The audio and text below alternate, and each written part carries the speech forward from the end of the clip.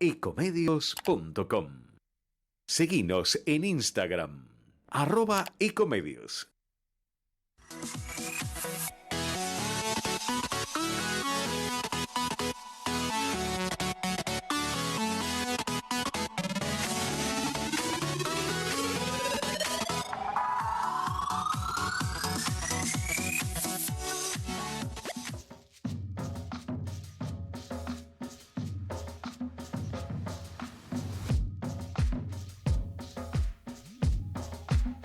Buenas tardes, una nueva edición de Entre Ustedes y Nosotros. Estoy acá con uno de mis dos socios en este programa, que es el doctor Ricardo Pullerí.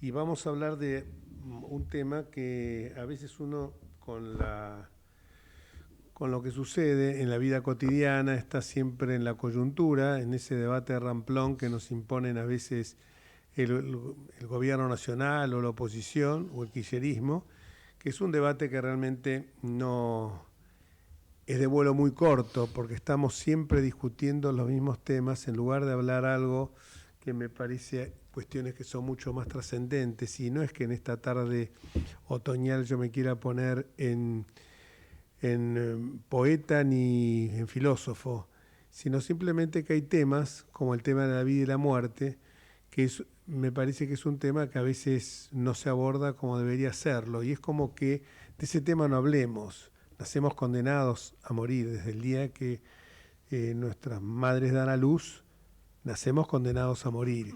Y las grandes religiones que tienen su origen en Jerusalén, católica, cristiana, judía y musulmana, han tenido siempre el tema de la muerte como una visión de la dimensión espiritual, de la trascendencia espiritual del hombre.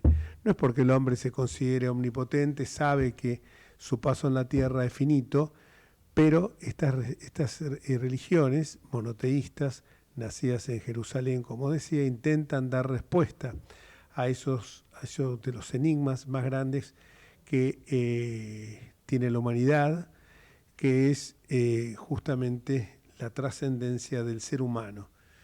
Siempre en esto me acuerdo de algunas frases que uno cuando empieza a darse cuenta de la finitud de la vida, que es cuando ya entra en la madurez. Recordaba algunas frases como por ejemplo Einstein, creo que el símbolo de la inteligencia, y Einstein decía que hay dos cosas de las que estoy absolutamente, en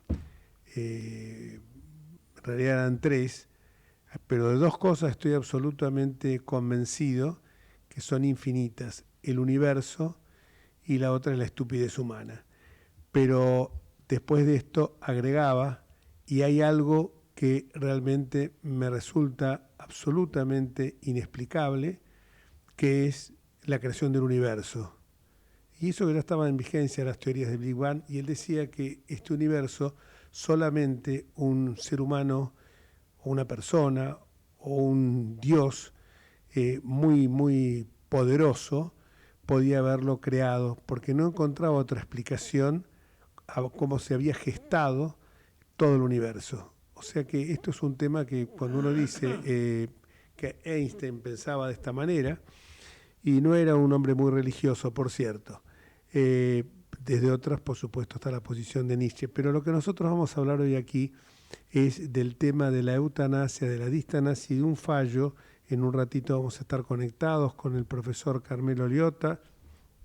En un rato vamos a estar conectados con él para abordar este tema que me parece que, sobre todo por la calidad del profesor Carmelo Liotta, me parece que es absolutamente importante que lo tratemos. Pero bajando al llano, podemos hablar de lo que fue la marcha del pasado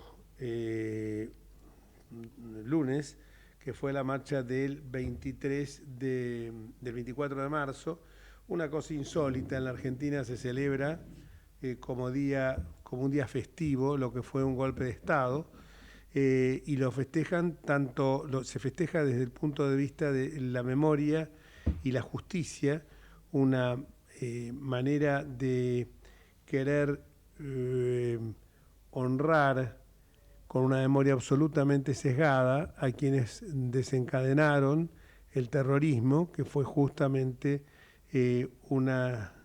un grupo numeroso, por cierto, organizaciones guerrilleras muy fuertes, organizaciones guerrilleras que asolaron el país y que incluso en algunos lugares como Tucumán pretendían convertirse en estados beligerantes, o sea, independizarse del territorio argentino. Esto está muy claro en algunos archivos que uno ha tenido acceso, como algunas apreciaciones que ha esbozado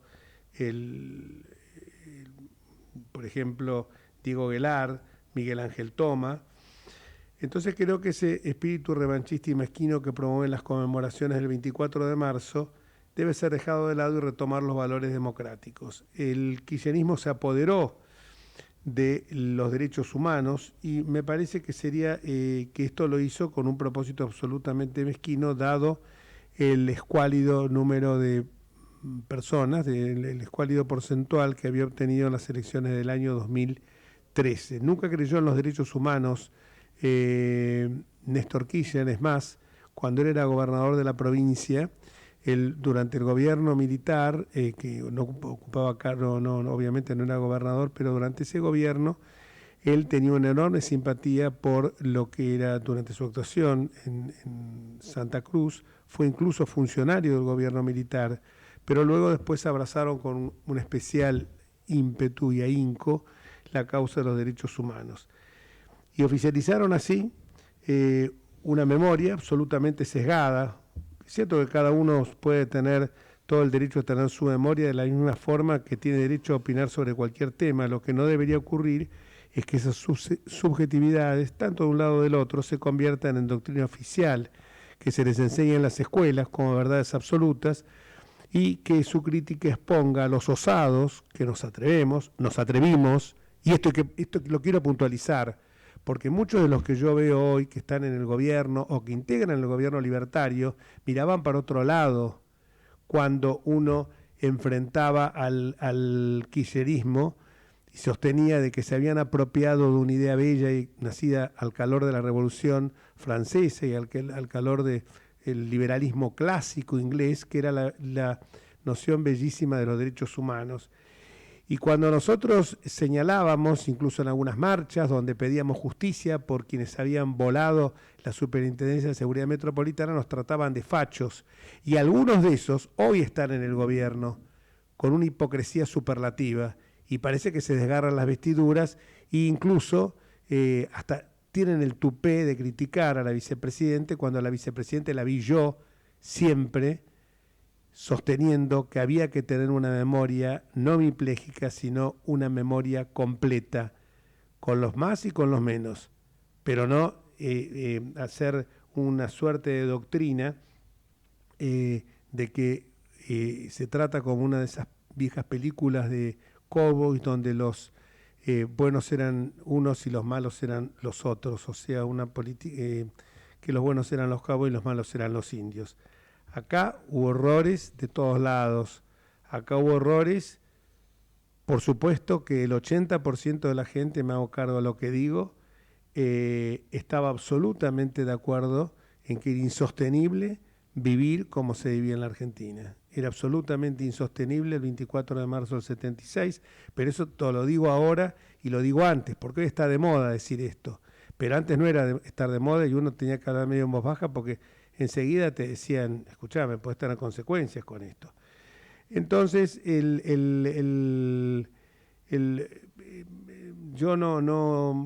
esa errónea interpretación de los derechos humanos influyó incluso en muchos jueces que les negaron a militares imputados por delitos en la lucha contra la subversión la aplicación estricta del debido proceso, como si hubiera un doble estándar, uno para los criminales comunes y los terroristas, respecto a los cuales se imponían visiones absolutamente abolicionistas de todo derecho punitivo, y otra para los militares, en cuyo caso se flexibilizaba hasta el principio de inocencia. Se les negaba la prisión domiciliaria luego de los 70 años o se les impedía incluso estudiar. Todo esto revelaba el carácter farsesco de la invocación de esa idea liberal, cuya característica más saliente es la universalidad. Por eso nosotros sostuvimos siempre que queríamos que hubiera memoria, no memoria hemipléjica, memoria total, no sesgada sino amplia, pero que también hubiera justicia, no venganza. Y esto se trató cuando incluso hoy escucho hablar a la señora de Carlotto que pide cárcel para Milei, cuando no esté imputado de la comisión de ningún delito. Yo puedo coincidir o no con el gobierno actual, pero no puedo decir que haya brotes de corrupción, no me consta para nada. En cambio sí nos costó, y está condenada por ello Cristina Elizabeth Fernández. Por eso hay que dejar de lado el espíritu revanchista y mezquino que promueven siempre las conmemoraciones del 24 de marzo y retomar los valores democráticos, republicanos y genuinamente liberales que evoca en cambio el 10 de diciembre, que es el día en que recuperamos la democracia y que es también el Día Universal de los Derechos Humanos. Por eso no puedo menos que cuando critican a la vicepresidenta actual, diciendo que, por ejemplo, hace pocos días ella sostuvo de que lo que había pasado en el Congreso, en la Plaza de los Dos Congresos, no era una tentativa de golpe de Estado. E hizo bien cuando decía esto, porque es banalizar lo que son los golpes de Estado. Hoy la gente no tiene ni idea de lo que fueron los golpes de Estado en la Argentina. Era siempre recurrir, cuando las papas quemaban, al partido militar, que incluso el partido militar no salía a veces ni siquiera espontáneamente, sino a pedido de que muchas veces los civiles no encontraban solución. Y muchas veces, la gran mayoría, si no todas, alentados por el partido, por el justicialismo, en todas sus variantes. O sea, acá hubo un juicio de las juntas, hubo después leyes de pacificación, que fueron las leyes de obediencia debida y punto final. Hubo después un indulto, a mi juicio absolutamente innecesario, porque el indulto abarcó a todos, tanto los militares como los terroristas, que nunca volvieron a ser juzgados. En cambio, los militares indultados sí, abrieron la compuerta para que esto ocurriera, cuando se derogaron aquellas leyes de obediencia debida y punto final, y entonces empezó realmente una orgía de juicios que incluso era simplemente porque uno había estado convocado, pasó con algunos militares. Tengo un caso, lo puedo decir, el coronel García Moreno. El coronel García Moreno en democracia fue diputado de la ciudad y diputado nacional. Alguien dijo en algún lugar que lo había escuchado hablar porque había sido convocado él durante el gobierno militar, pero para hacer tareas absolutamente administrativas en Bahía Blanca, creo, y alguien dijo que lo había visto ahí y que lo había visto torturar. Ya con eso era suficiente, un testimonio como para que hicieran pasarle un mal momento a este amigo, que es el coronel García Moreno. No sé, incluso hace años que no lo veo, pero que realmente fue para mí siempre el ejemplo del revanchismo. Alguien que había sido en democracia diputado de la Ciudad de Buenos Aires y diputado nacional. Sin embargo, sufrió, o sea que había, evidentemente, estaba limpito de todo, porque cuando uno se presenta como diputado, más allá del tema de la ficha limpia, tiene que presentar, que todavía no salió, no sabemos por qué oscuras razones, tiene que presentar un certificado de reincidencia. Él lo tenía limpito, si no lo hubiera pasado. Y además no se escondió en ningún lado. Hizo campaña a plena luz, aparte una persona muy agradable, muy simpática, y simplemente porque fue convocado para ganarse unos pesos más, evidentemente para hacer tareas administrativas, y por una razón, para ganarse unos pesos más, porque como no alcanzaba con la magra jubilación que estaba cobrando como militar retirado, lo convocaron y fue encantado, creo que a la zona de Bahía Blanca.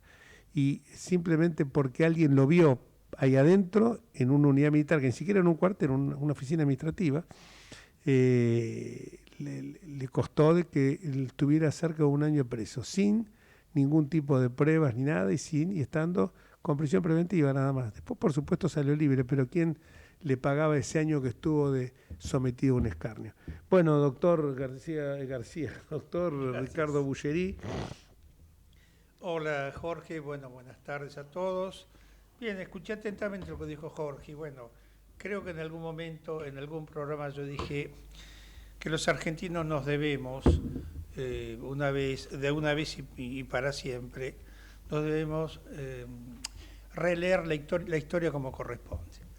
Es más, señalaba bien Jorge el tema de los guerrilleros, que en su momento, gracias a las leyes de punto final y obediencia de vida y el indulto, quedaron libres de toda persecución judicial.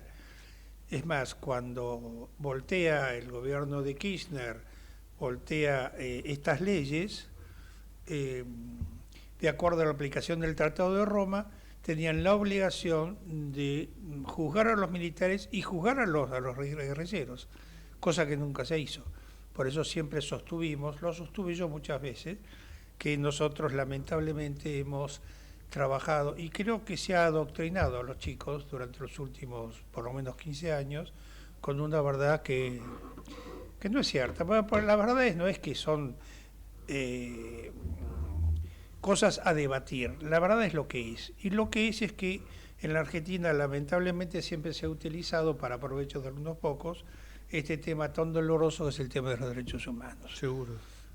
Así que bueno, estoy de acuerdo con lo que está señalando acá Jorge Enríquez, y yo he propuesto, incluso a veces hasta desde la cátedra, estas cosas absurdas. Por ejemplo, en la provincia de Buenos Aires no se puede discutir el número de 30.000 desaparecidos. Hay una ley que lo prohíbe. Entonces, creo que llegamos a un momento en que, bueno, bajemos la persiana, empecemos a dar de vuelta y hagamos la historia argentina como corresponde, porque nos merecemos, todos los argentinos, que esta historia cruel y triste de guerrilla, lucha contra la guerrilla, etcétera, etcétera, tenga un estudio real, concreto, serio y cierto. Este tema lo hemos tratado también en las universidades europeas, el tema del doble estándar en materia de derechos humanos. Hay un libro muy bueno de Federico Morgensen, un secretario letrado de la Corte que trabaja con el doctor Carlos Rosenkrantz, que se llama, ahora se me escapó el nombre, pero algo así como A Contramano, o que justamente pone muy claramente estas cuestiones sobre el tapete y el apuro que hubo para eliminar, por ejemplo, el 2x1, que fueron ante una manifestación. Por suerte yo en ese momento, por suerte no, me hubiera gustado ser diputado porque hubiera votado en contra de la supresión del 2x1, pues justamente el 2x1 implicaba que por cada 2 años de prisión preventiva le daban 1 de condena real, y que para los militares esto no ocurría. Y esto no es porque uno se esté poniendo un uniforme, ni mucho menos, sino porque uno, si quiere cumplir la Constitución y quiere ser realmente un garantista, pero no un abolicionista de todo derecho punitivo, debe de actuar conforme lo que marca el derecho penal liberal. Y si uno es un auténtico liberal, con más razón todavía. Por eso esto del doble estándar en materia de derechos humanos, incluso hay fallos como por ejemplo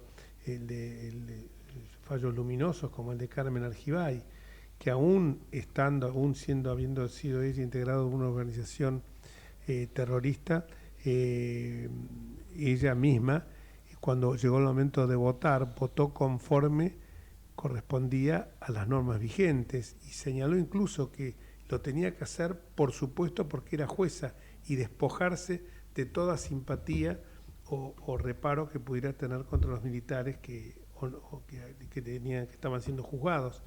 Me parece que estas son las cosas que hay que rescatar, y uno tiene que mirar un día esta historia, contarla en su plenitud, contarla como realmente fue. Tenemos un problemita. Hay un teléfono que sonó y me puede pasar a mí lo mismo, así que un descuido. El operador nuestro, Gerardo, nos mira con una cara de espanto, como si, no sé, le hubiéramos pegado a él. Me parece muy bien, siempre atento, Gerardo. Bueno, y entonces ponemos un poco de humor sobre este tema, por supuesto, tan doloroso. Y el número que decía recién de desaparecidos, que llevaron a 30.000, quedó claro que fue un número que se inventó ficticiamente fundamentalmente porque un número que fue en definitiva de 8.670, era un número que impactaba. Entonces, que esto lo dijo un célebre dirigente de la organización Montoneros, era un número, entonces se buscó un número y 10.000 era poco, entonces 30 sonaba muy fuerte. Pero lamentablemente se consagró en la provincia de Buenos Aires ese número con una ley, que incluso fue votada por todos los bloques. Yo no lo hubiera votado porque me tengo que someter a la verdad histórica. Lo que se señaló en la comisión, en la CONADEP, la Comisión Nacional de Desaparición Forzada de Personas, que presidió Ernesto Sábato y que está en el libro Nunca Más. Libro que, por otra parte, cuando subió el kirchnerismo, modificó todo el prólogo para quitarle todo protagonismo tanto al presidente Raúl Alfonsín como a muchos miembros de esa comisión. Entonces, hasta inventar un número para esto, y aparte lo dice muy claramente una mujer muy brillante, muy sensata, muy lógica, como la profesora Graciela Fernández Mejide, que dice que ese número fue hecho con ese propósito.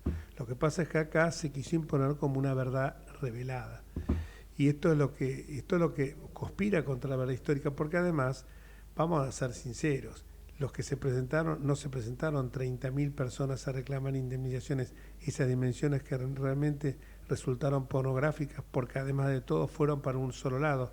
No se indemnizó a las familias de los militares que habían muerto, incluso de aquellos que habían muerto en combate.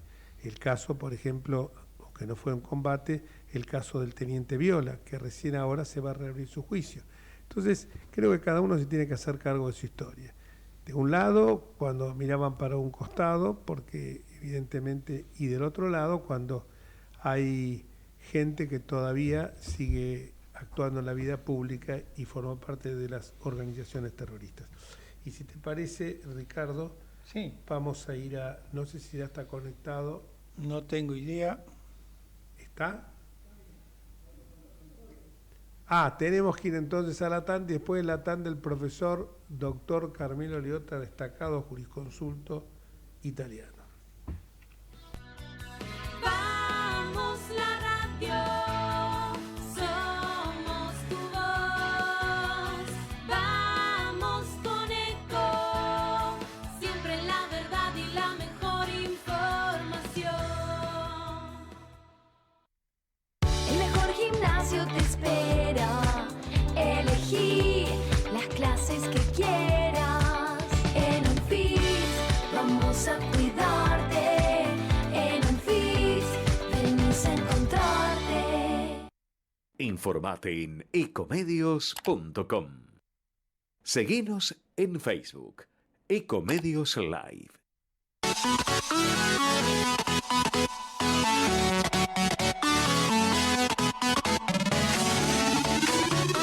Escribanos en tu ciudad. Nuestro consejo es prevenir problemas. Colegio de Escribanos de la Ciudad de Buenos Aires. Consejo Federal del Notariado Argentino. El Colegio Profesional Inmobiliario auspicia este programa. Colegio Profesional Inmobiliario, cada vez más profesionales. ¿Conocéis los planes de salud de Andar, la obra social de los viajantes vendedores? Planes para empleados en relación de dependencia, monotributistas y particulares. Solicita un asesor comercial al 0810-345-0184.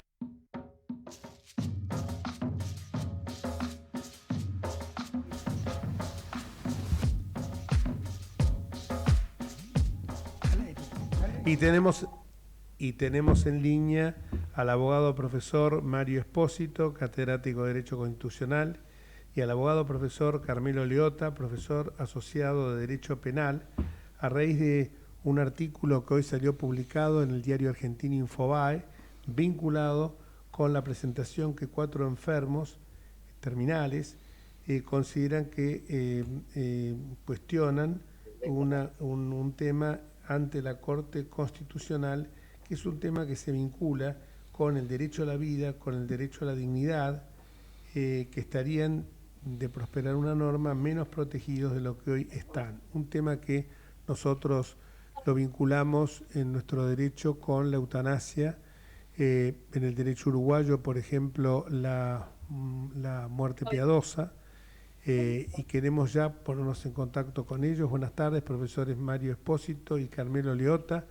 Les habla Jorge Enríquez y Ricardo Buscheri desde Buenos Aires, Argentina. Buenas tardes, mucho gusto. Buenas tardes, escuchamos bastante bien. Nosotros estamos en Roma. Yo soy el profesor Leotte, aquí conmigo está el profesor Espósito. Hoy hubimos a la Corte Constitucional de Roma un juicio muy importante porque era un juicio sobre el suicidio asistido. Todavía no sabemos el resultado final de la sentencia, pero en la parte preliminar del juicio, nosotros dos, como abogados de cuatro enfermos contra la extensión del suicidio asistido, hubimos la admisión de nuestros asistidos como parte procesal. Y ese es un resultado muy importante porque hasta ahora solo los enfermos favorables al suicidio asistido fueron admitidos a participar como parte procesal. Entonces hoy es un día importante para la cultura jurídica contraria al suicidio asistido. Ahora me quería dar la palabra al profesor Espósito, que es un profesor importante de Derecho Constitucional, pero él habla en italiano, pero yo creo que si habla despacio ustedes lo pueden comprender.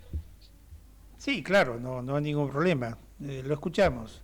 Buenas tardes, doctor Espósito. Ricardo Buscheri y Jorge Enríquez, desde Argentina. Sí, pronto. Buenas tardes. Solo per radio. Hola, buenas tardes. Buenas tardes, profesor. Buonasera. Buonasera, Mario Espósito. Come dice il professor Leotta, è stato un giorno molto importante perché per la prima volta in Corte Costituzionale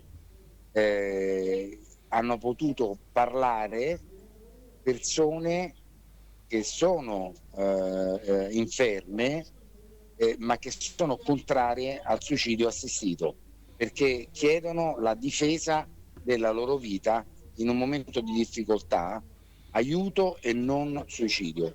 E questo è stato un grande risultato. L'admissione è stata un grande risultato. Tante grazie, professore.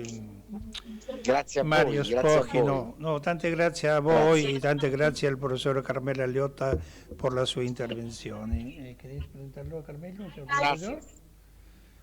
A ver, sí. Carmelo, sí, tú me escuchas. Sí.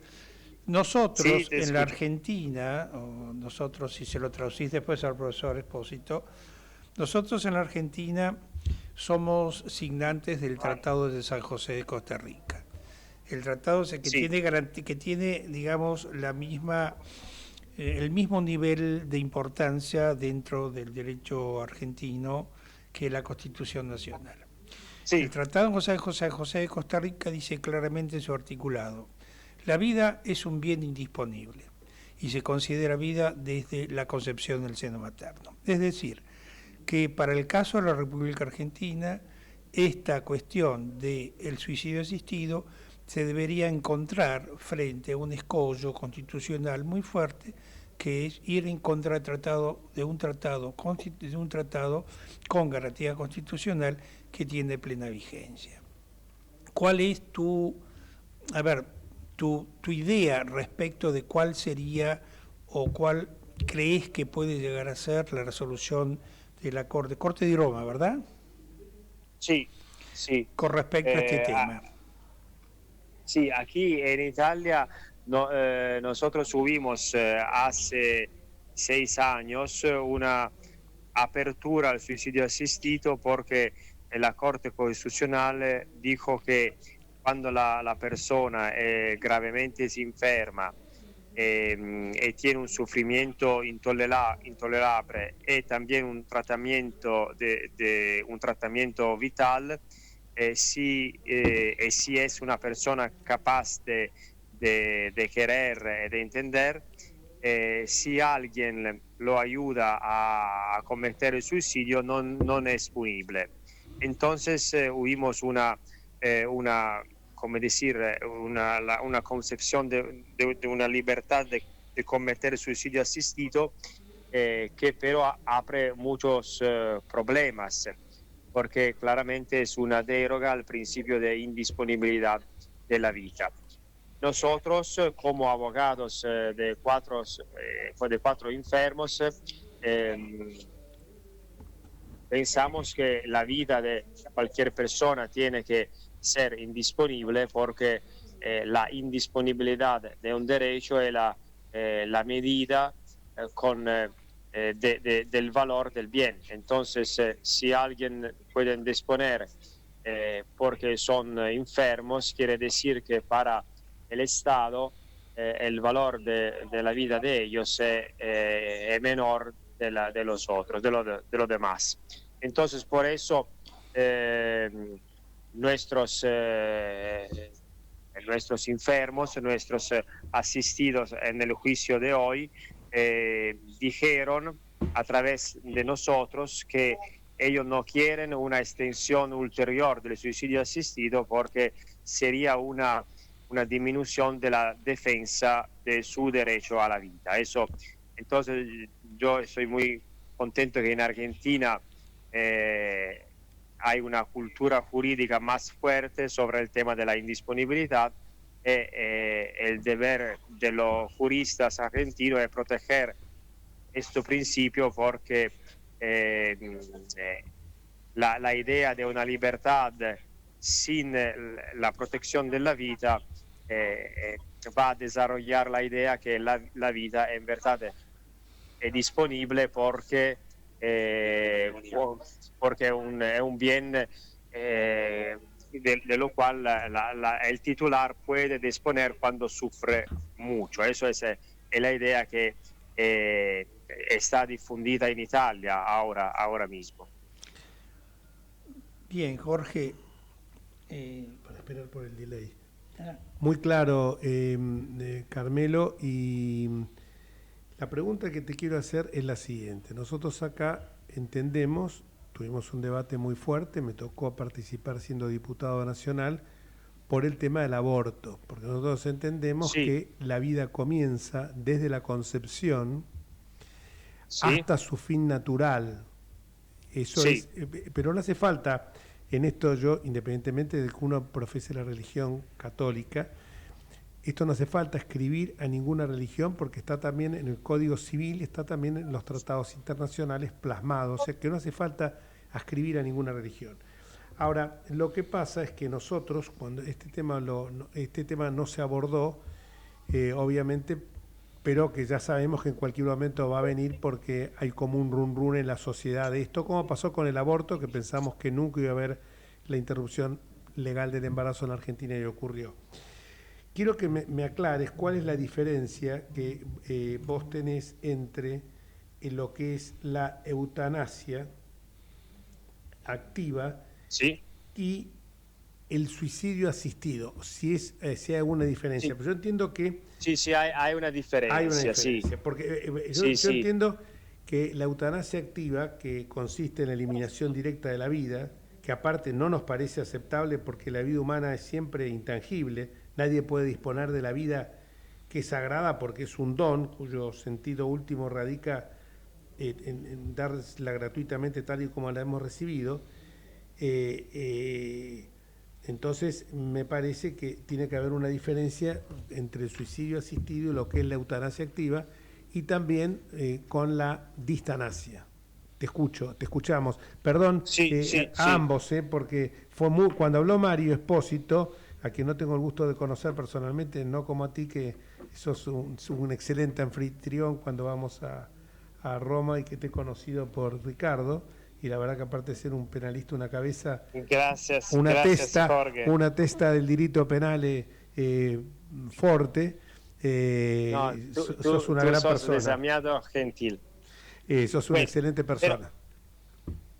Sí, existe una diferencia muy clara en el derecho italiano entre eutanasia y suicidio asistido, porque la eutanasia es un acto cometido no por la persona enferma, sino siempre por una persona tercera, es decir, que puede ser un sanitario o también una persona sin cualifica profesional. El suicidio asistido, en cambio, es un acto en el cual el titular de la vida se mata, pero con la ayuda de una tercera persona que lo ayuda porque él singularmente no tiene la capacidad física de suicidarse. Esa es la diferencia. Entonces, de un punto de vista del derecho penal, el suicidio asistido es menos grave de la eutanasia, porque la eutanasia está punida como homicidio del consensiente, de la persona consensiente. La consensiente quiere decir que quiere que otro lo mate. In Italia non è possibile l'eutanasia, pero se puede practicar en algunos casos extremos el suicidio asistido cuando hay contemporáneamente 4 requisitos que son la patología irreversible, el sufrimiento intolerable, la capacidad del enfermo de entender y de querer, y como cuarto elemento el tratamiento sanitario vital.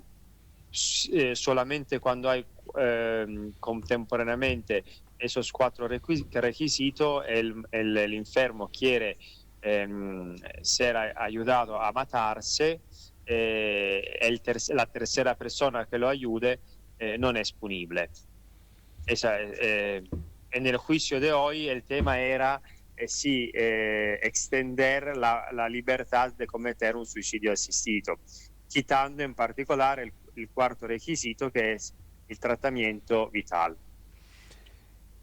En el próximo artículo que te pedí que escribas, pero para otro medio, porque Infobae lo publicó hoy con una gran difusión, muchas gracias. Te agradecería si haces la distinción entre eutanasia y lo que es el suicidio asistido, porque me parece que el otro tema, estamos entrando en el tema de la distanasia, que es cuando hay un ensañamiento terapéutico, cuando la vida es mantenida con un costo enorme, tanto en medios económicos como en sufrimiento para los pacientes y las familias.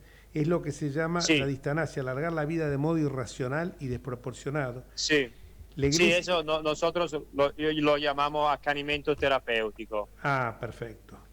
En italiano, incluso más, la Iglesia en algún caso dice que no hay ninguna obligación de hacer más de lo que es verdaderamente normal, ni mucho menos de imponer a los pacientes condiciones dolorosas desproporcionadas.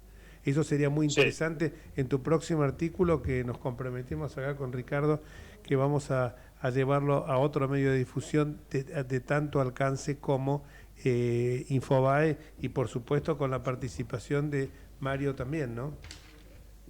Sí, con mucho gusto. Y también, como que sabemos el resultado de la audiencia de hoy, del juicio de hoy, les comunico lo que la Corte Constitucional italiana va a decidir, porque hasta ahora nosotros no sabemos cómo se solucionará el juicio de mérito de hoy. Simplemente sabemos que los enfermos están reconocidos como titulares de un interés de participar al juicio. Simplemente que es algo muy importante, pero porque quiere decir que ellos son titulares de conservar, de guardar la norma que es contraria al suicidio asistido, no en una manera absoluta, pero sí contraria. Entonces esa es una norma que protege su derecho a la vida. Muy claro, acá nosotros esto lo estamos llamando que porque ha sido doctor Espósito y estamos hablando con los profesores Mario Espósito y Carmelo Leotta en un fallo del una resolución de la Corte Constitucional de Roma, muy importante porque creo que es para que se sientan muy orgullosos ustedes, porque han logrado lo que nosotros llamamos en Argentina, que el Tribunal Supremo entienda que estas 4 personas tienen un interés legítimo en nombre de ellos y en nombre de la sociedad. No se ha expedido una corte sobre el fondo del asunto, pero es un avance sustancial y un mérito, un premio, una distinción, un honor para ustedes que se les haya habilitado la posibilidad de la resolución por parte de la sentencia, por parte de la Corte Constitucional. Así que felicitaciones. Y bueno, muchas gracias, Jorge. El cierre quiero que lo haga nuestro querido y común amigo Ricardo Bullerí, y quedan comprometidos ambos para el artículo cuando tengan la resolución definitiva, que le vamos a dar una gran difusión. Bien. Muchas gracias. Bueno, un gran saludo de Roma.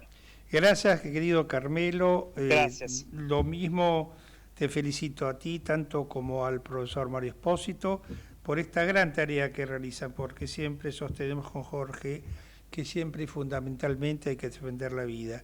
Y lo que observamos siempre con alguna inquietud es que siempre hay primeras formas de acercarse al tema para poder finalmente disponer de la vida. Y nosotros siempre estamos en contra de ello. Te enviamos un abrazo gigante y seguramente vamos a tener el placer de darte uno personalmente en Roma en el mes de mayo, donde nos encontraremos para trabajar juntos. Un abrazo, querido profesor Leotta, otro profesor Mario Espósito. Viva Argentina e viva Italia. Viva l'Argentina, viva l'Italia. Tante grazie, carissimo. Ci vediamo. Ciao. Molto auguri. Y hemos tenido una nota internacional con el doctor Bullerí salpicando italiano se les entendió perfectamente a ambos, ¿no?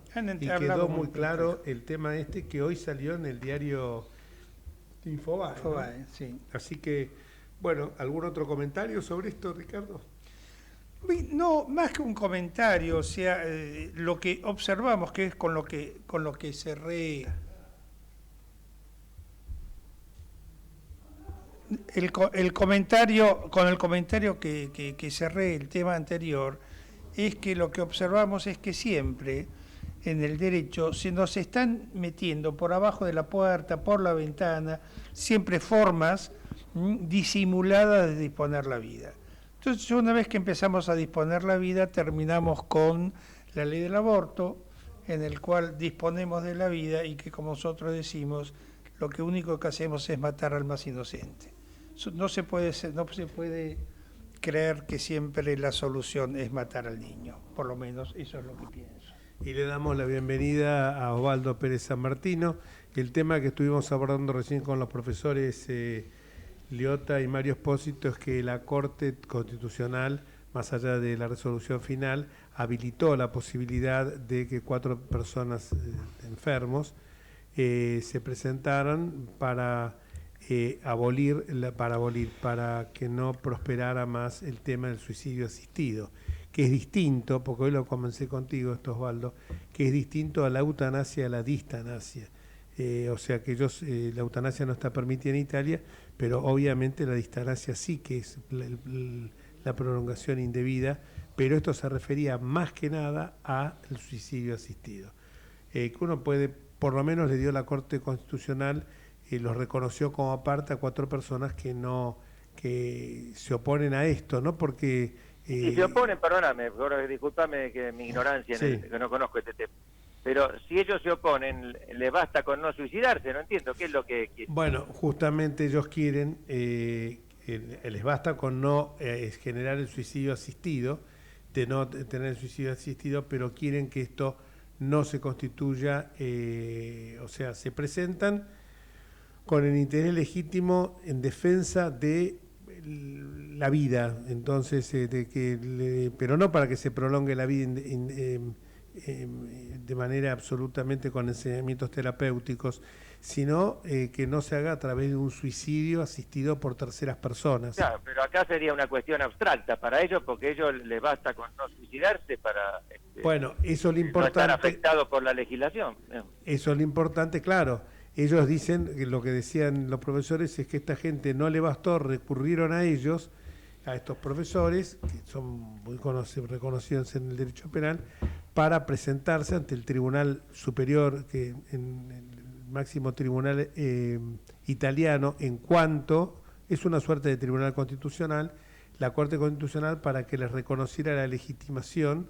Ellos lo llaman de otra manera, por eso la legitimación, que se encuentren, que revelen un interés legítimo en sostener esta cuestión, y lo ha hecho la Corte Constitucional independientemente de lo que sea el resultado del juicio. Evidentemente, bueno, me resulta raro, pero bueno. La Corte Constitucional seguramente debe querer abordar este tema y que entre en discusión, en debate. Si eso es así, no me parece que sea...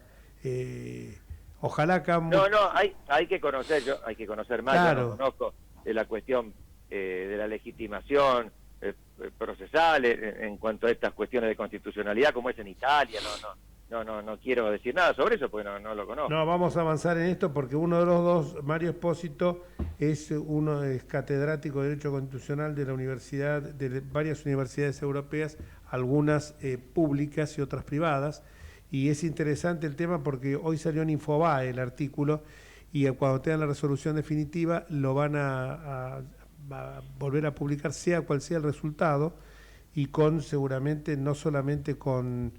Me parece que tiene más ribetes constitucionales que en materia de derecho penal, se me ocurre. Sí, por supuesto. Y este catedrático debe estar, este profesor, está muy interesado en esta cuestión. Me parece que va a ser también muy bueno para vos esto, para tu conocimiento. Bueno, pero vamos a abordar otros temas más pedestres, más domésticos. Bueno, la Argentina es un buen ejemplo de suicidio asistido por los propios argentinos. Por sus propios dueños, Siempre brillante, mi querido amigo San Martín. ¿Cómo te va, Ricardo? ¿Qué haces, querido amigo? ¿Cómo estás? Siempre tiene la palabra justa y la ironía. Yo siempre digo que es tan caballero que cuando quiere expresar una opinión distinta, porque yo conozco su opinión sobre el tema, que es diferente a la nuestra, lo hace siempre con finura, con delicadeza, sin herir a nadie, pero manteniendo... Son temas, perdóname, opinables. De debate en todo el mundo. Sí, no, pero es que vos... las opiniones en todos los sentidos son respetables. Pero vos lo haces desde una posición... Hay gente que es tosuda y que enseguida cuando que quiere imponer la verdad. Vos la sostenés con firmeza, como decía, no me acuerdo quién era... Firme en el trato, suave en el propósito. O sí, con la frase latina. Sí, suave y terrin... Suaviterimo forti terin rem. Exactamente. Entonces, esa es la forma tuya de ser, que me parece que justamente convencer antes que imponer. Me parece que eso es No, te lo digo la verdad porque te estimo. Eso es, siempre lo comentamos eso con Bulleri, también hoy no estaba con Luis Sebasco, que también él es un poco así, ¿no? Agrego simplemente desde el punto de vista constitucional, en Italia, como en general en Europa, hay cortes constitucionales que ejercen un control de constitucionalidad con efecto erga omnes. Es decir, que cuando ellos declaran la inconstitucionalidad de una ley, esa ley queda sin efecto, a diferencia del sistema nuestro, heredado o adoptado de los Estados Unidos, que con efecto interparte, con lo cual a veces se dictan inconstitucionalidades, pero bueno, la ley sigue vigente y hay que ir caso por caso, aunque bueno, cuando la Corte ya tiene una jurisprudencia consolidada, se entiende como que aunque está vigente la ley, de hecho no se aplica, pero ahí tienen ese sistema que en definitiva resuelve de manera más general, favorece, digamos, la seguridad jurídica, aunque muchos, digamos, acostumbrados a la tradición nuestra, lo pueden criticar porque se le da un gran poder a esas cortes, porque en definitiva dejar sin efecto una ley es lo mismo que derogarla, y eso es de naturaleza legislativa. Esa es la crítica que se le suele hacer, pero es un comentario marginal nada más. No es marginal. Bueno, en algunas constituciones provinciales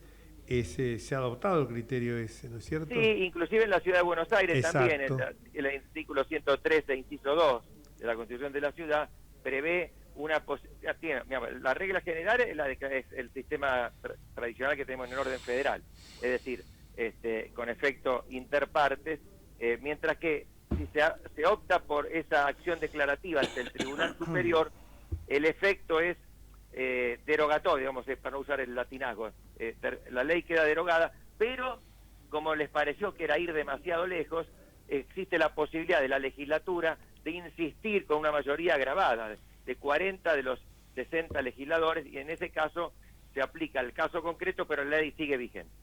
Sí, yo en eso tuve bastante participación y claro. Lo que pasa es que, claro, era esto también que insistiera porque querían crear, Zaffaroni a la cabeza quería crear un tribunal constitucional independientemente del Superior Tribunal de Justicia. Si se creaba ese tribunal constitucional, le querían dar esa facultad, claro. que no hubiera la posibilidad que el Poder Legislativo, con una mayoría especial, insistiera en la norma.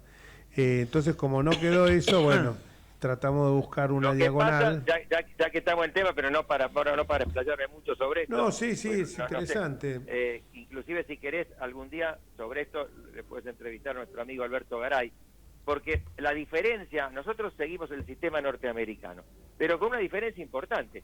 En los Estados Unidos, cuando la Corte habla, es decir, cuando la Corte, por ejemplo, declara que una ley es inconstitucional, ningún tribunal inferior puede oponerse a eso. Puede discrepar, pero no puede aplicar un criterio distinto. La propia Corte puede cambiar después con el tiempo su criterio, pero mientras tanto rige lo que dice la Corte. Mientras que en nuestro país, como tenemos un sistema de precedentes que Sagüe lo llama de sometimiento condicional, es decir, habría que someterse a lo que dice la Corte, salvo que se introduzcan nuevas razones, que cualquier abogado inventa nuevas razones en 5 minutos. Entonces, es una obligatoriedad, realmente, es más una recomendación que una obligatoriedad, lo que puede generar una gran anarquía jurídica.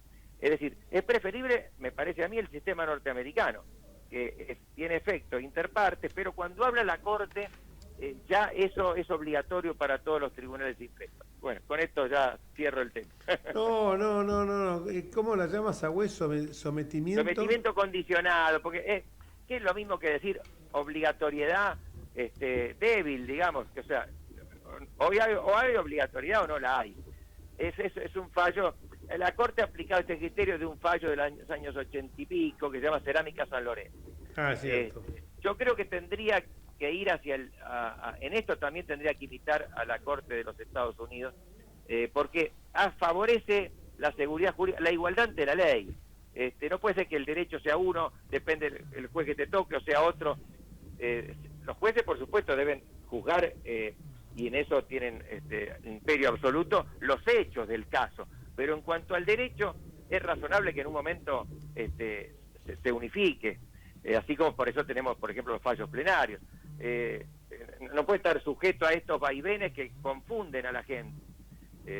Pero bueno, es un tema al margen de lo que vos estabas comentando. No, y sobre todo al margen sí, pero acá hay otro tema. Vos pensás lo grave que es esto, por ejemplo, en materia de dos casos, la sublevación que se ha producido a partir del caso Levinas y también la sublevación de la Cámara del Trabajo respecto a la forma. Pensando. Claro. Sí. Bueno, ahí tenés un ejemplo muy claro, ¿no? La Corte fija unas pautas para este tipo de para el interés que hay que aplicar y cómo actualizarlo, y el tema de las del anatocismo eventual, bueno, en materia de indemnizaciones. Bueno, las cámaras se apartan alegremente, entonces eso obliga a volver a litigar y llegar caso por caso a la Corte, y en definitiva genera incertidumbre, y la incertidumbre en este caso en particular, estamos hablando de temas económicos muy importantes, ¿qué hace? Y bueno, tiende a disminuir la inversión, la generación de empleo, porque el empresario, ante la incertidumbre y no sabe si va a tener que pagar indemnizaciones astronómicas, bueno, prefiere abstenerse de hacerlo, ¿no? Seguro. ¿Sabes qué pasa, querido Osvaldo? También lo que sucede es que nuestro sistema jurídico, por ahí demasiado golpeado a veces, es demasiado débil y a veces demasiado manso. Fijémonos, algo vinculado a lo que vos decís, lo que sucedió con el procurador de la provincia, creo que era de Santa Cruz, Sosa. Sí, claro, Sosa. donde la Corte le ordenó la reincorporación y nunca lo hicieron. Varias veces. Y no quisieron. Con lo cual lo que tendría que haber es haber ordenado el procesamiento de todos aquellos, ¿cierto?, que han incumplido supuesto, con una orden, por supuesto. y esto no pasa. Lo mismo pasa, Inclusive, como bien perdóname. decís vos, Sí. en los juicios civiles, donde las cámaras,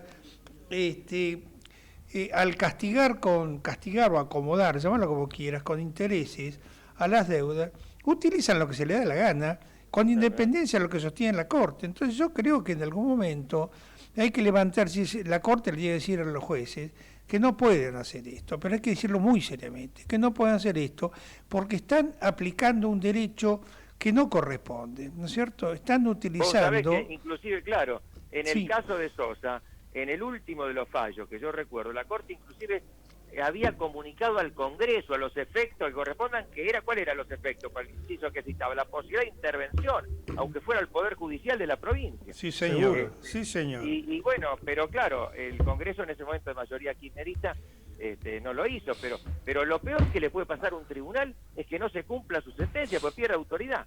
Y claro, pierde autoridad y la ley se convierte, incluso las resoluciones de la Corte deben ser ley para las partes. Claro. Y lo que vemos es que esto se traduce en ¿qué? En una inseguridad jurídica que depende de la sala, me pasa con abogados que hacen mucho derecho de daño y perjuicio, depende de la sala que tenga, puede ser un resultado del otro. Yo creo que esto debe buscarse alguna solución. Estamos terminando el programa, Jorge. Sí, hemos terminado el programa. Muchísimas gracias, Osvaldo. Muchísimas gracias, Ricardo. Gracias a ustedes. Y nos vamos, si Dios quiere, hasta el próximo miércoles. Gracias a todos.